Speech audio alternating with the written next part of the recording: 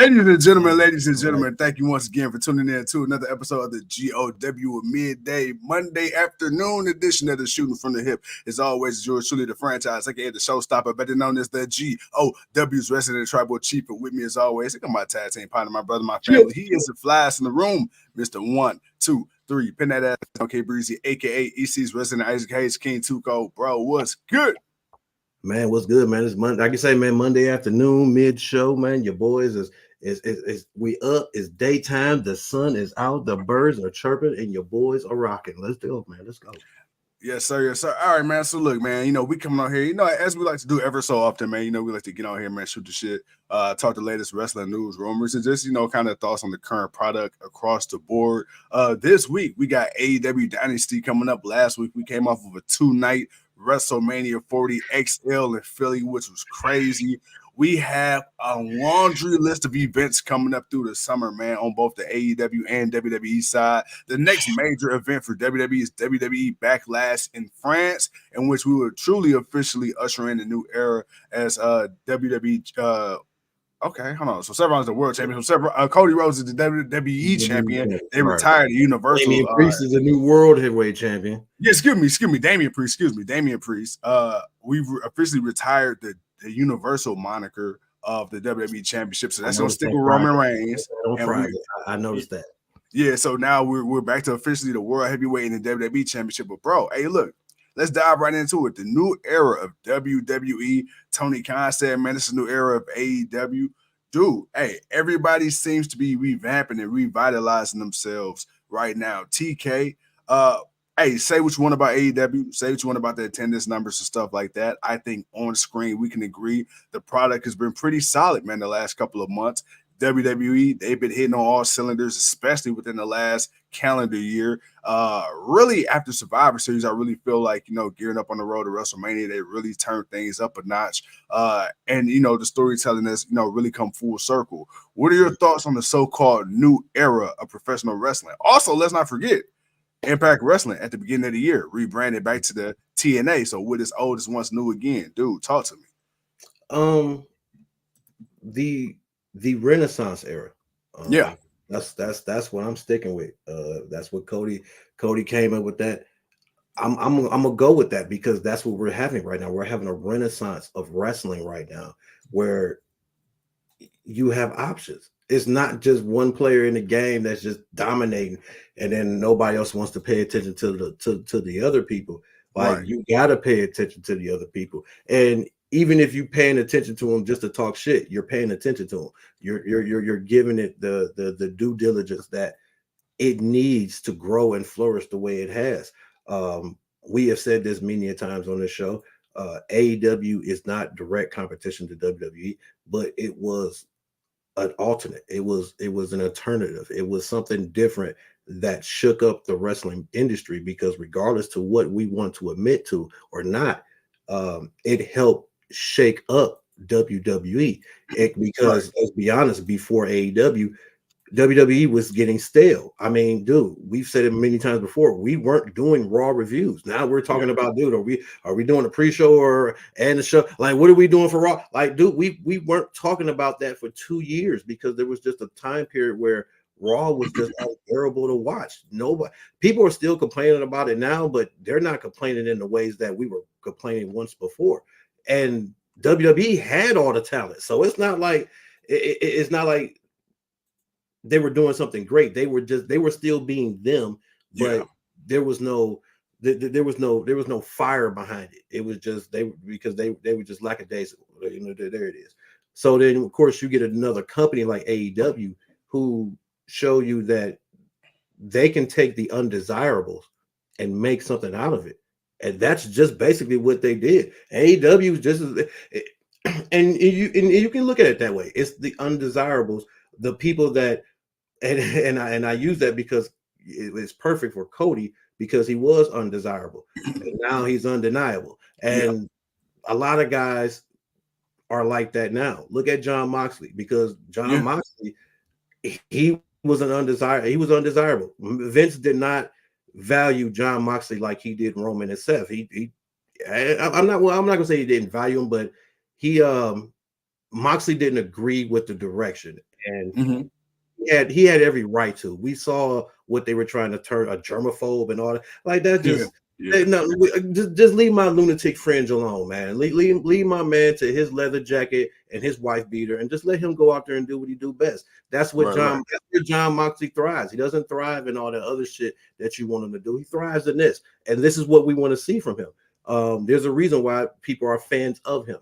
And right now, my man just became the only man to hold the IWGP, Yeah. WWE, and the WWE Championship. So, you have, and this is where, and you can kind of also go back to where Triple H was talking about the whole conversation we were having last week about Triple H. He was saying about, people coming to WWE or not being ready or, for the grind, and people like Will Ospreay taking offense to that. Hey, man, this is what this what we're watching now. All of this is spewing from that. Everything that we're having, everything that we're seeing, everything that we're talking about, it spews from that company that took their undesirables and the people saying we like these people. We just wish WWE would have did more with them. You had them. You could have did something great, but you got stuck in your placement and your complacement and where you were at. So now these other guys that said, bump this, we're going to create this. And it did well. They sold out people. Hey, they got enough people to come in where people are like, hey, damn, there's still people out there that like love wrestling like that. Like, y'all will pay money to see them. This is not the big competition. This is a WWE. You're going to pay money. Okay. And now we have AEW. And like you said, you can crap on it. You can say what you want to say over the years and for the 5 years of what it's been, but it's been steady growing. It's had its hurdles that it's got to overcome, and recently it just gave itself another hurdle to overcome. But we gonna see how it bounced back from that. But it's no more perfect than what WWE has been or is, and TNA. And like you say, for TNA Impact for the last 5 years, where they were almost bankrupt, they were almost out the game. Now they're in the game. They're firmly back in the game. Right. Ring of Honor is there, but they're there. They're just there for right now until I think someone else is gonna have to buy Ring of Honor. And do something with it. I appreciate TK keeping it alive, but right. Obviously he's not. It's just a place for people to be at where you can still do independence and stuff, and you can still get opportunity to work, and that's fine, and that's cool. That's not a problem. We want that. People deserve an opportunity to have somewhere to display their talent, especially when you can't go to the big place. So that's fine. But New Japan and what they've been building, and they've always been in the game. New Japan's been doing this. They're like, honestly, legacy wise, I guess you can look at them second to WWE because they've been around maybe 30, 45 years. They've been around for a long time. I'm not 100% sure, but there's been wrestling in Japan. They've been doing their thing over there. You got to think about like people like Hogan and shit was going over to Japan wrestling back in the day. Ric Flair, Brock Lesnar, Kurt Angle, AJ Styles, like everybody, all the top people have gone to Japan and won. And so right now to have that mixed in with AEW, mixed in with TNA, mixed in with this resurgence of WWE and what we're getting with Triple H and him being in charge and TKO taking over, no longer under the Vince McMahon monarch. It's truly now separated itself and we've always wondered, would this ever come? And we never thought it would actually come because we figured there would be a McMahon at the helm. There's no McMahon at the helm. There's nobody's there, and it's fine. They don't need it. Paul Levesque, TKO, The Rock, they're all handling it. They have the wrestling mind. They have the business mind. They're going to be okay. And with all of that right now, you look at the resurgence of wrestling, just WrestleMania and what it did, AEW, what it's doing, TNA, what it's doing, bro. It's awesome. I'm happy. I'm excited. It's the Renaissance era of wrestling, and yeah, man, I'm all for the shit. Let's go. Man, the crazy part is, when you look at wrestling now, we've always had like indie promotions. We've always had, outside companies that were outside of at the time, the big two, WWE and TNA. Now you Yeah. can say the big three, but with the top two being WWE and AEW. TNA, is what it is. I feel like, until they get a major network deal, they're gonna kind of always be on the back burner just because access to the Access channel it's very limited. And if you don't have a special package, you're not coming across TNA unless you're kind of going out of your way. Which with AEW and WWE is kind of like, hey, you got just basic television, you can catch it. So I feel like that's kind of a hindrance to TNA, but nonetheless, they've been putting on great matches. But it's funny, man, because back in the day, wrestling, and we kind of talked about this, before, where it was you had to watch it in live time, right? Because you didn't have all these streaming platforms. It wasn't like you could watch it on demand 24/7. And even if you did have a DVR or VCR back then, there was only so much you could really record. So it was kind of like, Monday Night Raw and SmackDown. They felt can't miss. WCW felt can't miss. You flip it between the channels. TNA, you felt like you couldn't miss it because there was no chance you would see a full replay of it. And Yeah, now there's so much wrestling. It's like, bruh, we got to kind of pick and choose what we watch and what we don't watch. Like the fact that AEW within less than 6 years went from one show to what? If you include Ring of Honor, because I still can technically consider it under the AEW umbrella. What we got? Well, 3 shows because it's Dynamite, Rampage, and Collision. So now they went from 1 to having 3 shows a week on TV. And then you still got ROH, which is 4 just on TK side. Then you got WWE, who's running NXT, fucking SmackDown and Raw. Hey, and then not to mention like the main event, which nobody watches, and then the other little shit that they air. So it's like, bruh, then you got Impact, like TNA. It's like, dude, there's literally wrestling on every single day of the week. Like, did you ever think we would get to a point where it's like, damn, bruh, like this is like too much wrestling? Right, damn. But and that's why it's funny to me when and don't get me wrong, the argument is fun sometimes. Yeah. It's the point where where people are just being too into their opinion. It's like, come on, man, you got to have some you got to have some kind of reality glasses on a little bit, man. Come on, man. Like, yeah, we understand. We gonna, like I said, we're gonna like what you're gonna like, but man, let's stop pretending like, man, we not happy that this is all happening because, right, dude, you can't tell me there's no way we would know about the amount of people that we know about now. Yeah, if it was just WWE. Yeah. I bet because there's no Impact could have stayed around. Maybe they don't. Maybe they, they stick around, but they don't. Maybe they're not as big as they are now, but they're not going dead yet. But are they still impactful? Like, do we recognize and look at a lot of the talent that we're seeing now without an AEW? Being that extra place where people can kind of come in and get their faces seen and known. I mean, independently, yeah, we people are you're known independently, but we see how well the independent wrestler is received, to the bigger audience. So yeah, unless you happen to get signed, but not everybody's going to get signed. Not everybody's going to look as good or do what they've done to be where they're at now within just NXT or WWE, because you don't have enough space. You don't have enough time. Yeah. You got too many goddamn people. Not everybody's going to make it. We might not have had some of the people that we love seeing now being the people that they are right now. It is a bit too much, but at the same time, it's not. It's exactly what it needs to be in order for it to flourish the way it is across the board. Like, just for everybody's doing better than what they were 6 years ago. Period. It's funny that you said what you said about there being so much talent and abundance of talent, and so much. There's only so much room and space for to be on the big time, right? Quote unquote. And it's funny because when you look at it, and we another conversation we've had several times over. When you look at WWE right now, look at how many people from WWE. I was just thinking about it the other day when we was watching when I was watching SmackDown. Bobby Lashley, he left and went to Impact. You got AJ Styles, he's a TNA original. You got Shinsuke Nakamura, who's technically on Raw, but like all these guys, Kevin Owens, all these guys that are like the faces of WWE now came from like smaller promotions. Like they aren't WWE guys necessarily outside of Lashley. I give Lashley that, but I'm just saying to say right.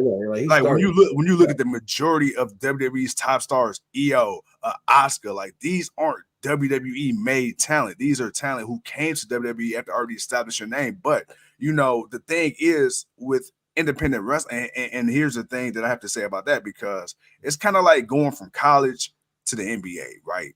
You could be a phenom in college when you playing against, I think Diana Taurasi said it best. It's a different game when you playing against 18, 19, 20-year-olds. But when you hit that main level, when you're going against, men and women that's been doing this thing 10, 15 plus years at a high level, it's a learning curve there. You're not just going to always come in and dominate. Your game isn't going to always translate. And I think the thing that a lot of people kind of don't really think about it. Professional wrestling, it's not like the indies in the sense that on the indies, it's more based on athletic ability, like legit wrestling. When you get to like a WWE or a TNA, hell, even the All Elite Wrestling that that proclaims themselves as a place where wrestlers wrestle, you still got to have that entertainment value. You still got to have that entertainment factor. You still got to know how to cut a promo, be an interesting character to keep people glued to the TV screen, because it's still a television production at the end of the day. So that's one of them things where I kind of hate when people dismiss certain wrestlers, like, oh man, this person, he was a shit on the indies, or she was a shit on the indies, but then come to the WWE and they suck. It's not really that they suck. It's that you got to understand, like, okay, on the indies, you're not worried about camera angles. You're not worried about a hard cam. You're not worried about, okay, I have to hit this in a certain amount of time. I got to memorize these lines. Maybe this motherfucker for 10 years, all they had to do was go out there, do a couple of flips, jump off some ladders, and that's all they had to worry about. They didn't have to worry about the other shit, because look at this, John Cena. We say this all the time. They consider John Cena. They label him now when he comes out as the greatest of all time. But in the ring, John Cena, what we all laugh about, the 5 moves of doom, right? But he's got a character. He's got a gimmick. He keeps you glued to the TV. When he talks for 20 minutes in the ring, it don't seem like he knows how to work the inside of that ring. Yeah. You got to give that monitor. When we say a worker, he knows how to work the ring. So I guess my question to you would be, what is your definition of a great worker, and what is your definition of a great entertainer, and how do you differentiate the two? The Rock is a great entertainer. Okay. Someone like a Sheamus is a great worker, or someone like I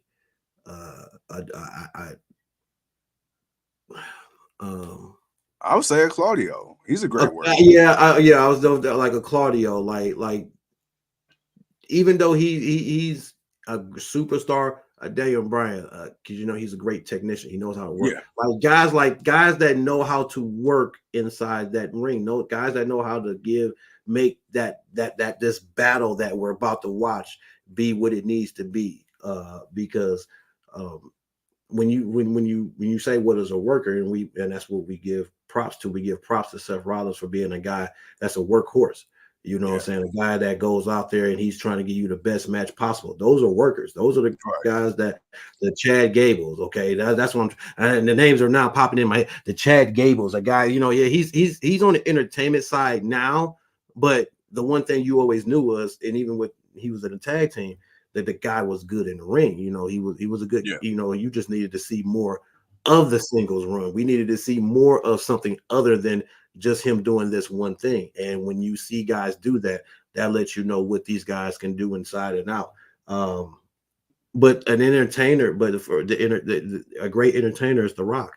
A great entertainer is John Cena. A great entertainer is Triple H. A great entertainer is anybody that can go out there and grab the microphone and entertain you for 20 minutes. Like those, and so those are the R-Truths.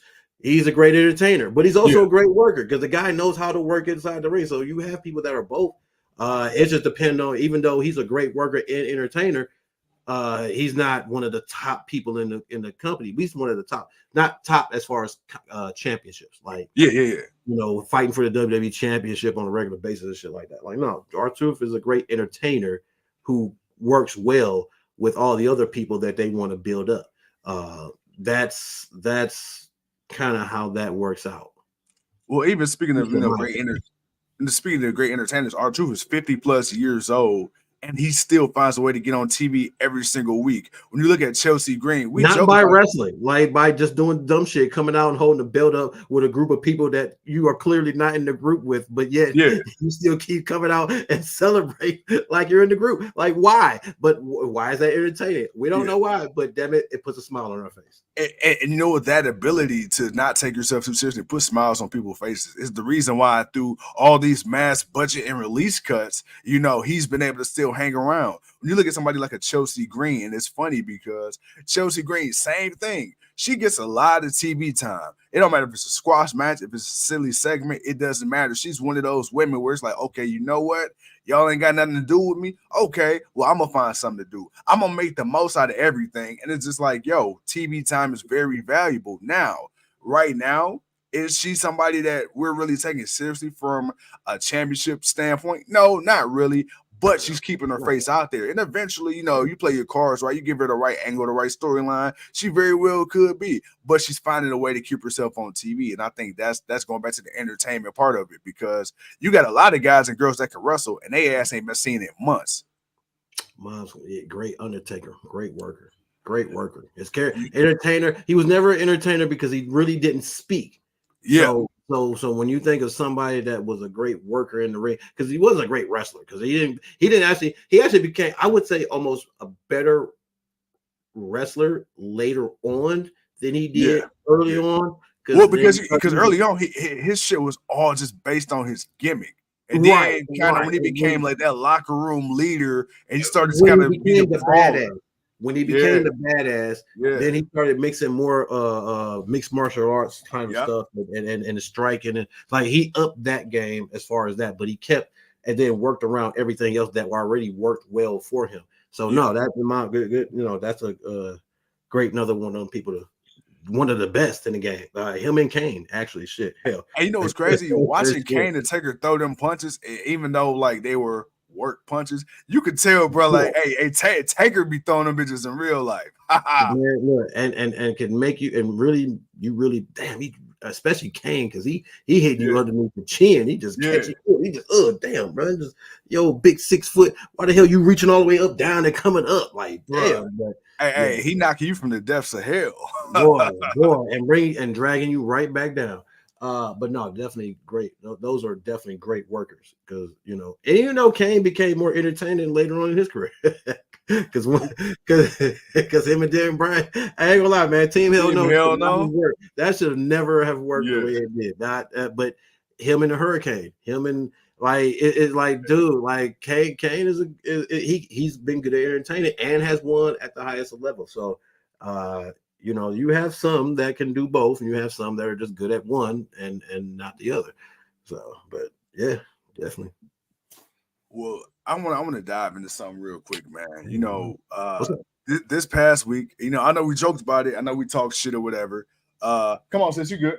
I know we joked. I know we talked shit about it, but it's like, now that the Brawl Out footage has surfaced and has aired and stuff like that, Kenny Omega, he came out on this live stream and he said, hey, look, me and CM Punk personally, we've talked. We didn't already, we cool. We didn't clear the air.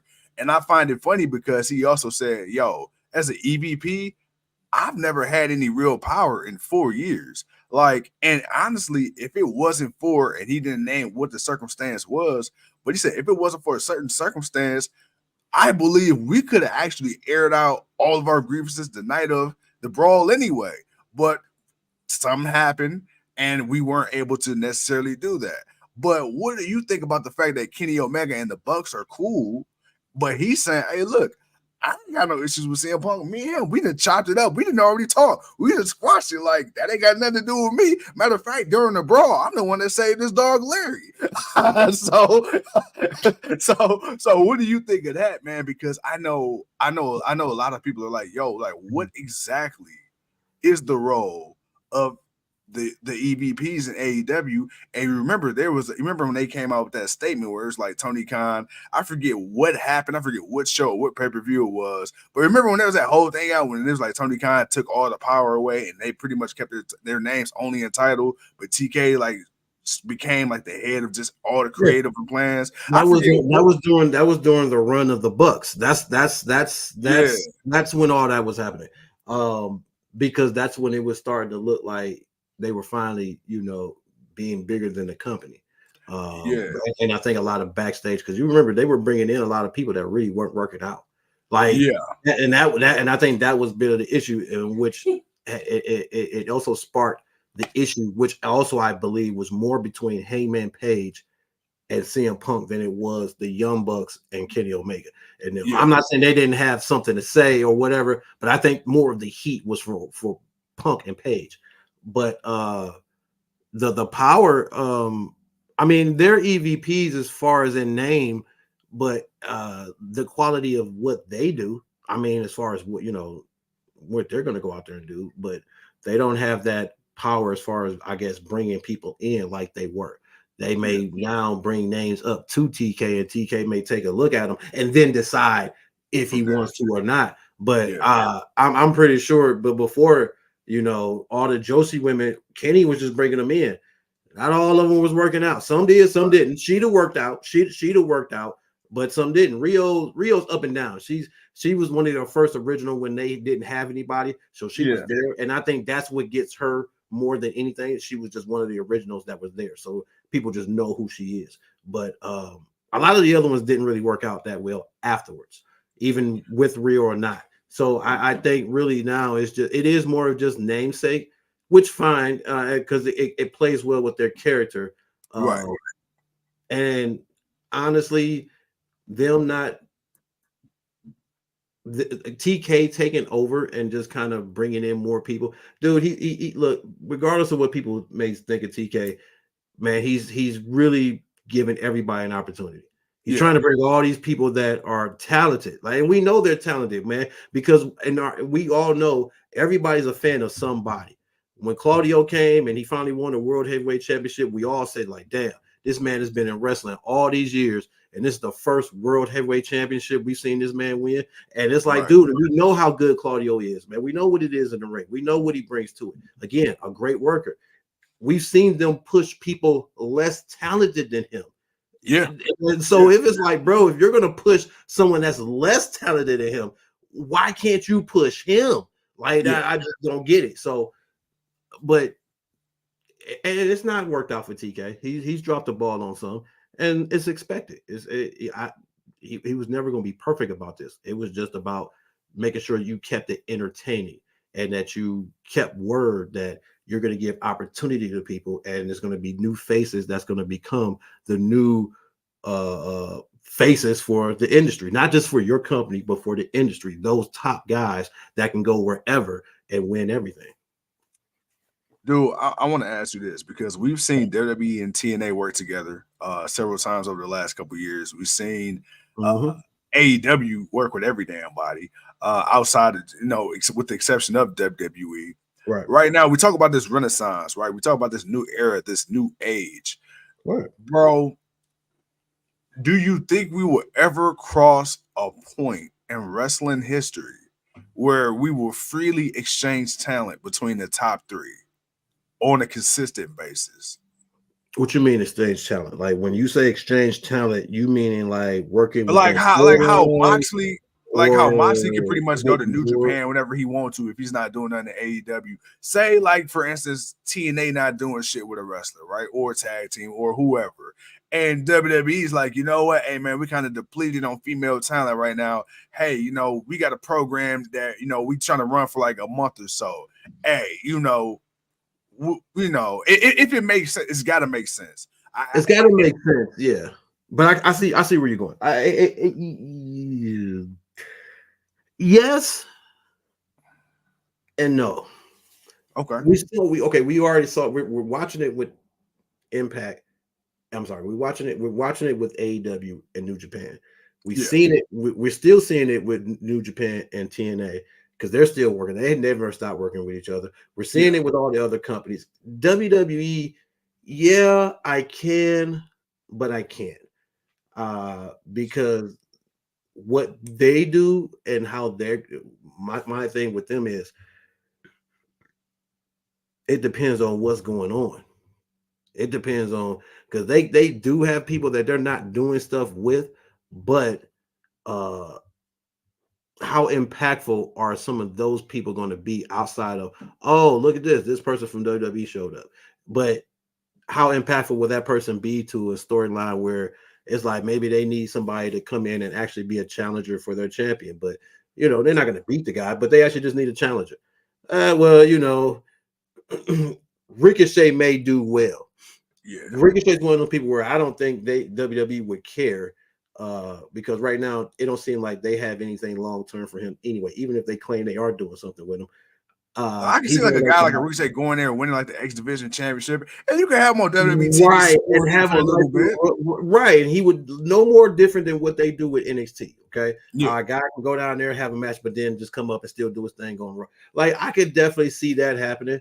And then you just have the guy from Impact come on the show and jump Ricochet or something, and they can Yeah. have a match. You can do first ever X Division match, and you can have that person win the Yeah. title back on Raw against Rick. So it's like I could see something like that happening, but it would totally only depend on the story.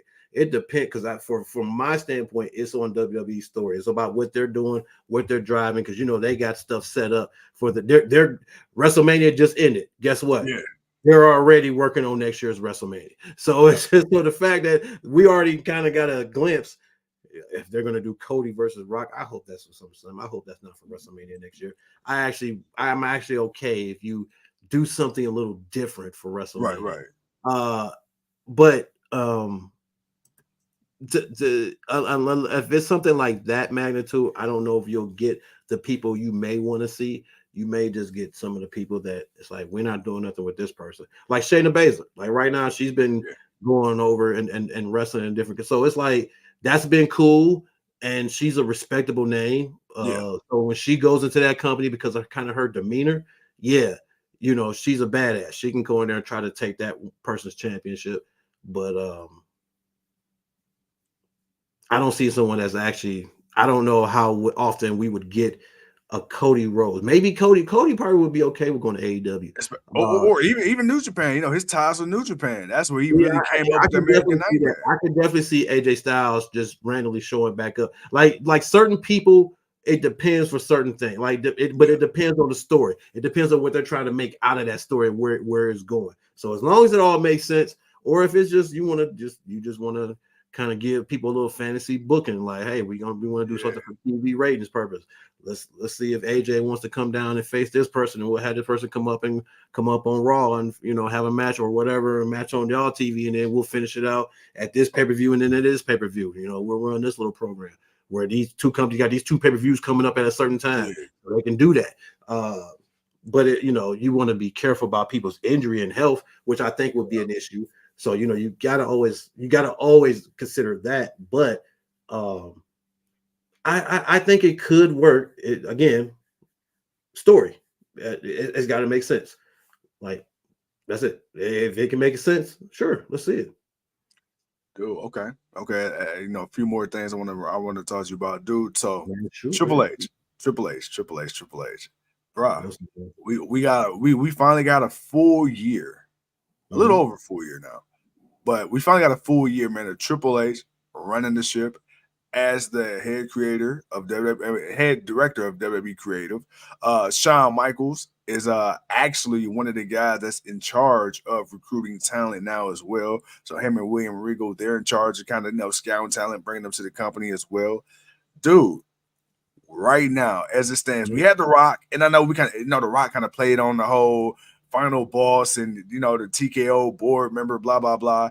But there's been no mistake about it. Triple H has been the guy calling the shots. The Rock actually, and I'm pretty sure maybe if The Rock was a big enough dickhead, he probably could have overstepped, but he didn't. He allowed Triple H to make that decision to creatively to have The Rock go heel. The Rock brought it up. He thought, okay, hey, look, the fans don't want to see this. Let's go heel. Let's be the biggest piece of shit I can be. And Triple H said, you know what? Hey, let's go. How important is that? Because do you think we would have got that under Vince McMahon? Or do you think Vince would have tried to shove a babyface Rock down the throats of the fans? Yes, I do believe he would have tried to shove it down our fans. I do believe that. Well, one, it's The Rock and it's Triple H. It ain't like these two don't know the game. It ain't hard for these two to see the writing on the wall. So I doubt if it. He said it, but I doubt if it was that. It was like, dude, they're boring me. I'm going heel. He's like, all right, cool. Yeah. Like that was the conversation. There was nothing too much. There was no much dialogue today. It's like, all right, man, this is you see this? Yep. All right, all right, cool. It was a wink, a cool, and then a point, and then they went and did it, and then it happened the way it happened.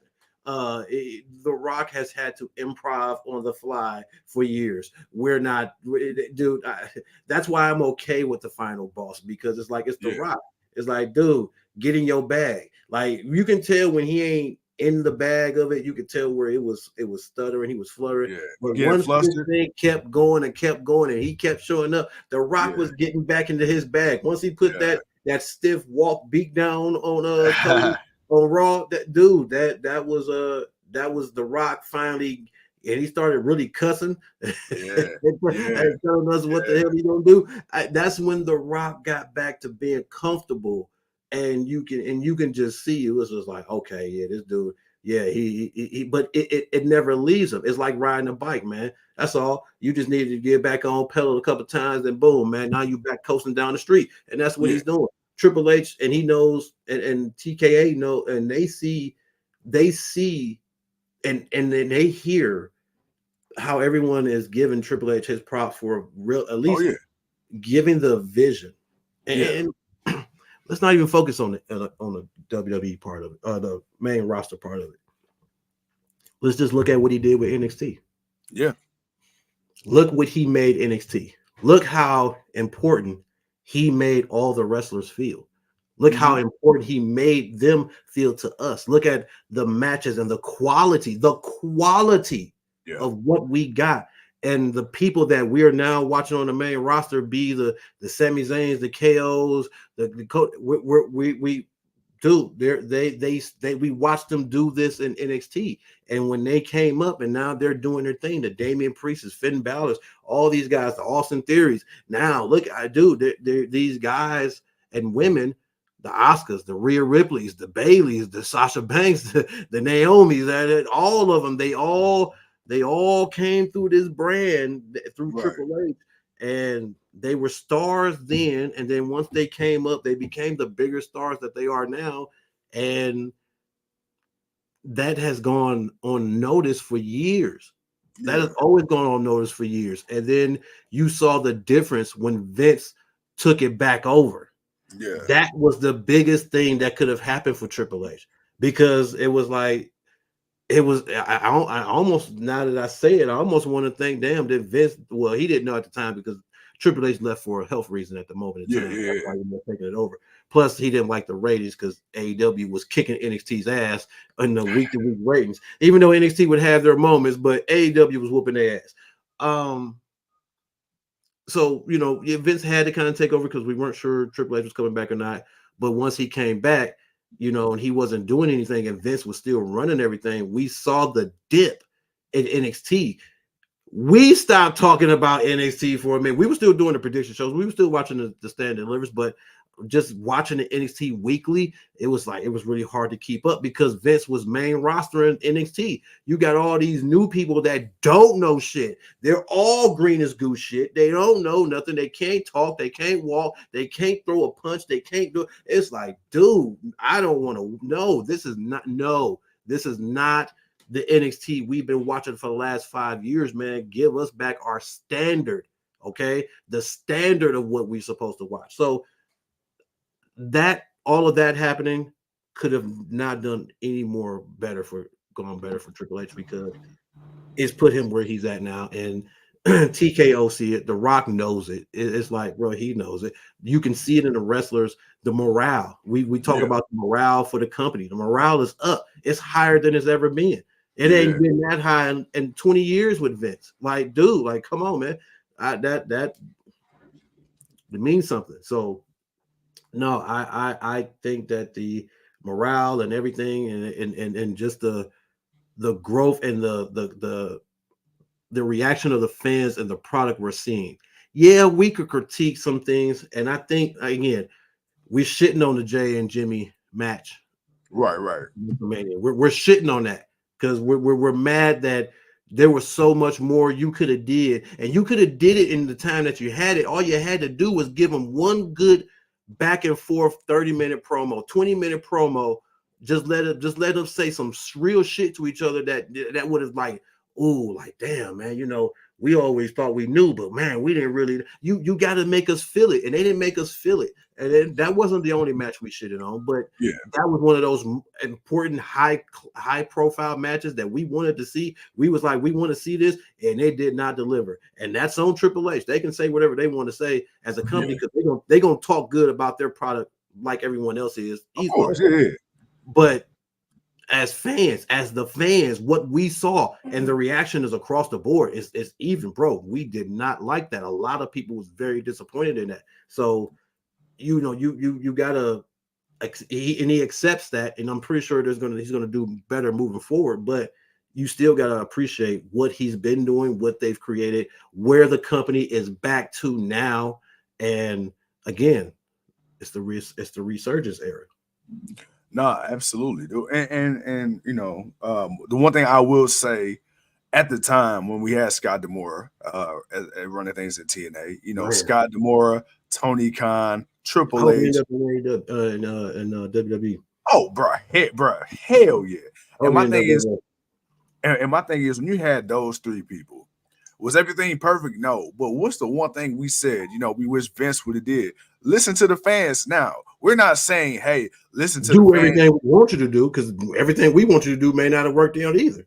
Exactly. But the thing was, just have an open ear, because the one thing I say with Triple H, he'll do what he wants to a certain degree. But once it's clearly not working, okay, he'll take talent off TV, or he'll pivot. Tony Khan, same thing. He'll do what he wants to a certain degree, but if enough fans like shit on it or show their displeasure, okay, boom. But at the same time, what was the biggest issue we had with AEW? Now, I still say one of the biggest things in AEW, they have a lot of things they need to work on, as all companies. But the one thing I will say is, when we were so upset about, again, booking at the women's division, it seemed like it took a minute for TK to kind of like really get it together.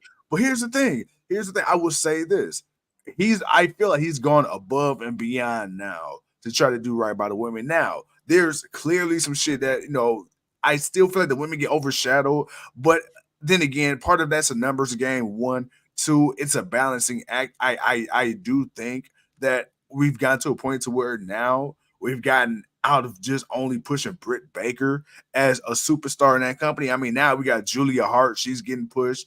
I'm waiting for you to say it. You still ain't said it yet. I'm waiting for you to say the one thing, man. It took them 2 years to get the talent because everybody else was locked up. So it wasn't like TK had all talented women and just wasn't doing nothing with them. Right. It took him a minute. So he had no choice but to push Britt Baker and then so many people for a certain amount of time. They needed them 2 year span. Them 2 years was rough. It was brutal. But the one thing, and I gotta say this, I can never discredit AEW, no matter how upset I get with them, no matter how upset I get with the booking, even some of the antics online. Because here's the thing: we've shitted on Vince for so long because as wrestling fans, we felt like he didn't book the show for the fan. He booked the show for himself and this bottom line, which isn't always necessarily bad because, I mean, hey, you don't become a billionaire out of nowhere for no reason, right? But the thing was, we felt like And even Vince told us to our face, he don't give a fuck what we want. He's gonna do what he wants and what's best for the company and the shareholders and the bottom line. We get that. The thing I love about Triple H is Triple H was a wrestler. So he's looking at it from a wrestling standpoint. Yeah, say what you want about him, burying people and, on his reign of terror when he was the guy.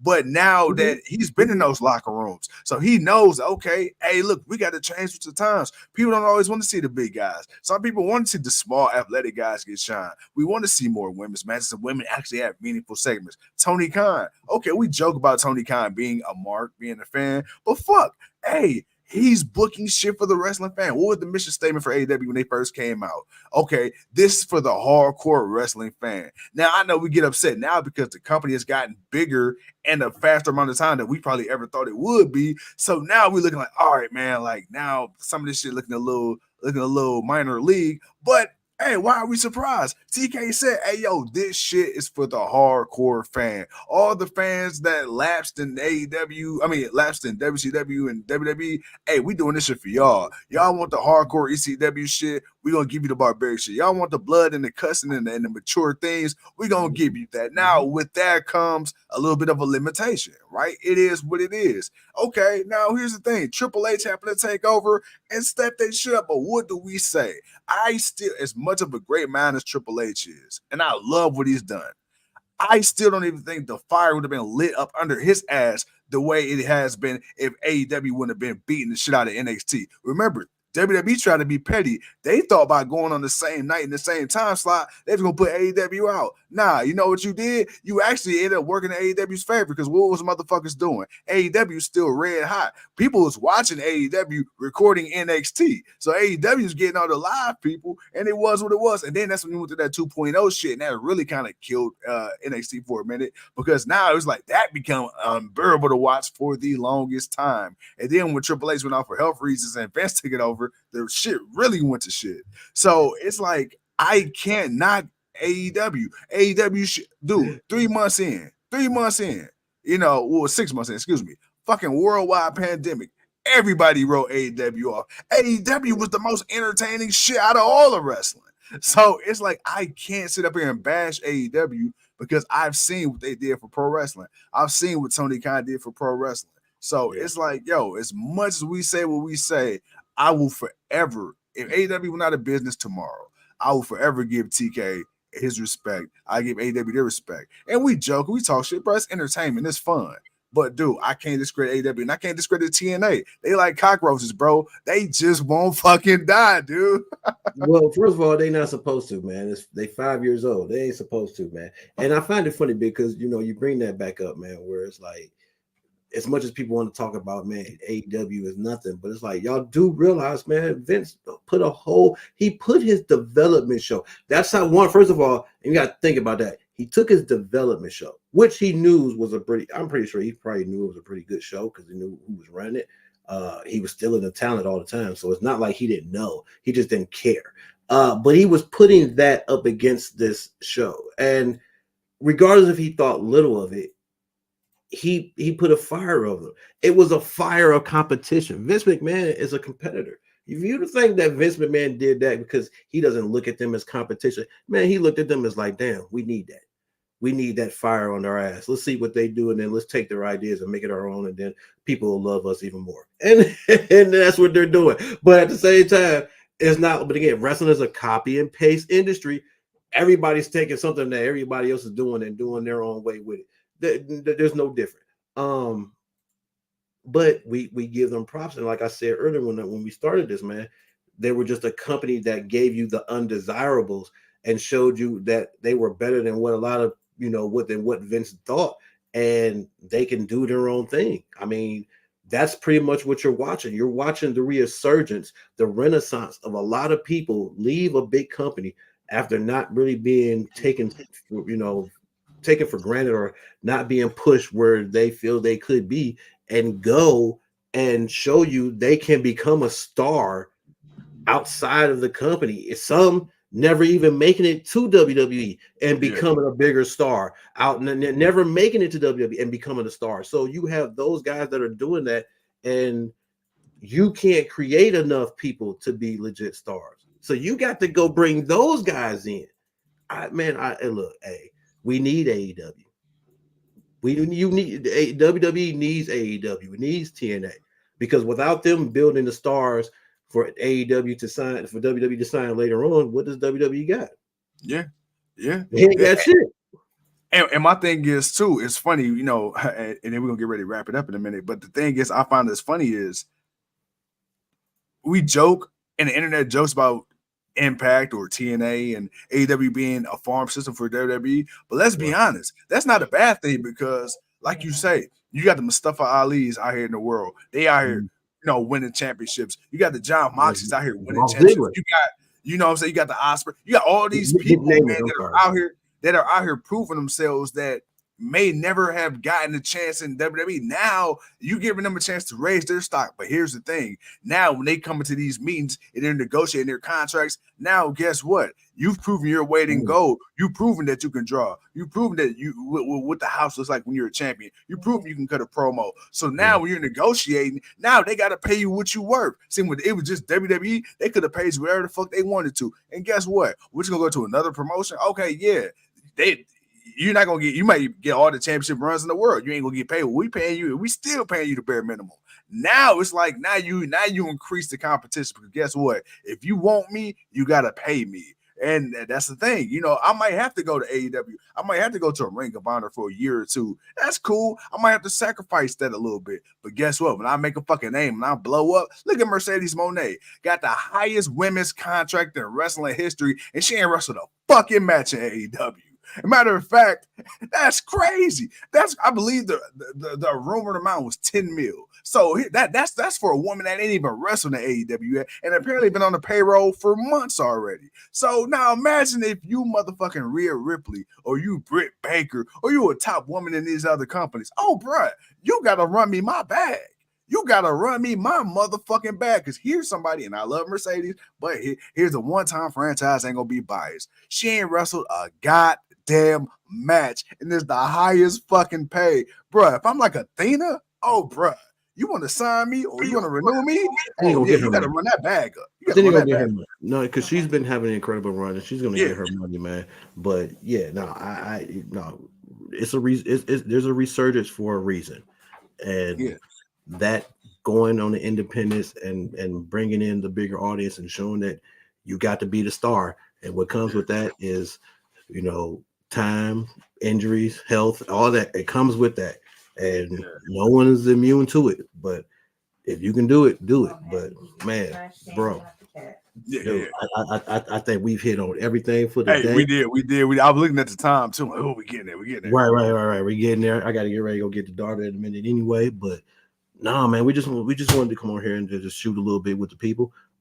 You know, talk a little bit about what's going on. Just, you know, get some thoughts out there. But hey, like I said, man, Jon Moxley, man, out here creating history once again.